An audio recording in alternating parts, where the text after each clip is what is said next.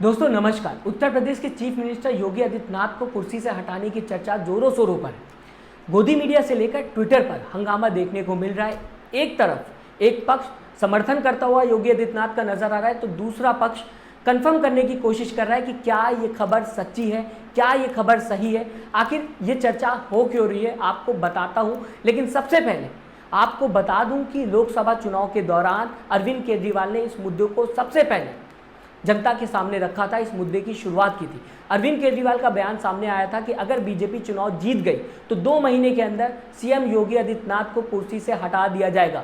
Example के तौर पे अरविंद केजरीवाल ये भी कहते हुए नजर आए थे कि एमपी और राजस्थान में भी बीजेपी ने इसी तरीके की राजनीति की है, देखने को हम सबको मिली है। इसीलिए फिर से अरविंद केजरीवाल का बयान एक बार फिर वायरल होता हुआ दिखाई दे रहा है, क्योंकि अगर ऐसा हुआ दोस्तों तो अरविंद केजरीवाल की भविष्यवाणी सच हो जाएगी, जो लोकसभा चुनाव के दौरान वो कहते हुए दिखाई दिए थे। अगर ये चुनाव जीत गए, इन्होंने बीजेपी का एक नेता नहीं छोड़ा। आडवाणी जी की राजनीति खत्म कर दी इन्होंने, मुरली मनोहर जोशी की राजनीति खत्म कर दी, सुमित्रा महाजन की, शिवराज सिंह चौहान जिसने मध्य प्रदेश का चुनाव जीत के दिया इन लोगों ने, शिवराज सिंह चौहान ने उसको मुख्यमंत्री नहीं बनाया, उसकी राजनीति खत्म कर दी। वसुंधरा राजे की जो राजनीति खत्म कर दी इन्होंने, खट्टर साहब की राजनीति खत्म कर दी, डॉक्टर रमन सिंह की राजनीति खत्म कर दी। अब अगला किसका नंबर है? योगी आदित्यनाथ। अगर ये चुनाव जीत गए, मेरे से लिखवा लो, 2 महीने के अंदर उत्तर प्रदेश का मुख्यमंत्री बदल देंगे। योगी आदित्यनाथ की राजनीति खत्म करेंगे, उनको भी निपटा देंगे। यही तानाशाही है दोस्तों आप सबको पता होगा कि इस बार उत्तर प्रदेश में बीजेपी लोकसभा चुनाव की अगर बात की जाए तो कुछ खास प्रदर्शन करते हुए नहीं दिखाई दी, जिसे लेकर केंद्र और प्रदेश बीजेपी में नोकझोंक भी देखने को मिली। एक दूसरे पर इल्जाम भी लगाते हुए लोग दिखाई दिए, बीजेपी के कार्यकर्ता दिखाई दिए। बीजेपी वो सीट भी हार गई जिसे जीतना बीजेपी के लिए बहुत ही ज़्यादा ज़रूरी था, बहुत ही ज़्यादा अहम था, जिसमें अयोध्या, अमेठी, रायबरेली और वाराणसी जीती तो, मगर कुछ खास सीटों से नहीं जीती।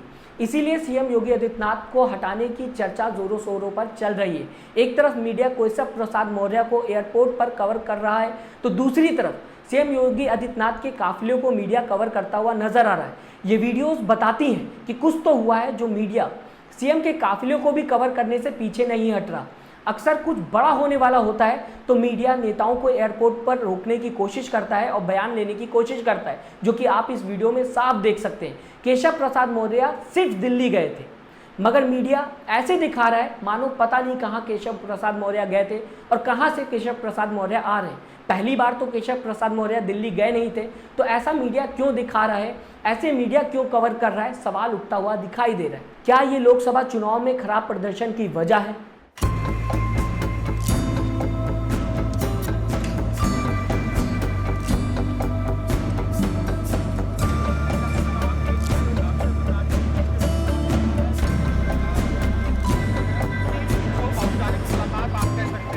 दोस्तों यूपी के डिप्टी सीएम केशव प्रसाद मौर्य दिल्ली में नड्डा जी से मिलने गए थे, जिसके बाद विपक्ष ने इस मीटिंग को योगी आदित्यनाथ के खिलाफ बगावत बता दिया है।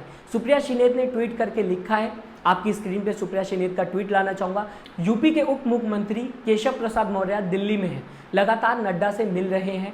राज्य में योगी के खिलाफ बगावत का मोर्चा इन्होंने ही संभाला है। किसके इशारे पर यह कर रहे हैं, इतना तो आप सब जानते ही हैं। जानकारी के लिए बता दूं, यह साहब अपना विधानसभा चुनाव हार गए थे। तो दूसरी तरफ श्रीनिवास बीवी भी इसी मुद्दे पर लिखते हुए दिखाई दिए, और साथ ही साथ दोस्तों एक फोटो भी ट्वीट में अटैच की है। आप इस फोटो को देख सकते हैं, जहां इस फोटो में बुलडोजर सीएम योगी आदित्यनाथ की सीट की तरफ बढ़ता हुआ दिखाई दे रहा है। यानी कि साफ है, योगी आदित्यनाथ की सीट को लेकर राजनीति होते हुए बीजेपी के अंदर ही दिखाई दे रही है, जो ट्वीट श्रीनिवास बीवी करते हुए दिखाई दे रहे हैं। और साथ ही श्रीनिवास बीवी ने लिखा हुआ है उत्तर प्रदेश आजकल।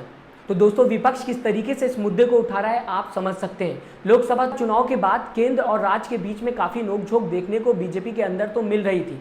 कुछ ने सीएम योगी आदित्यनाथ का इस बीच साथ दिया था और कुछ पीएम मोदी का साथ देते हुए नजर आ रहे थे।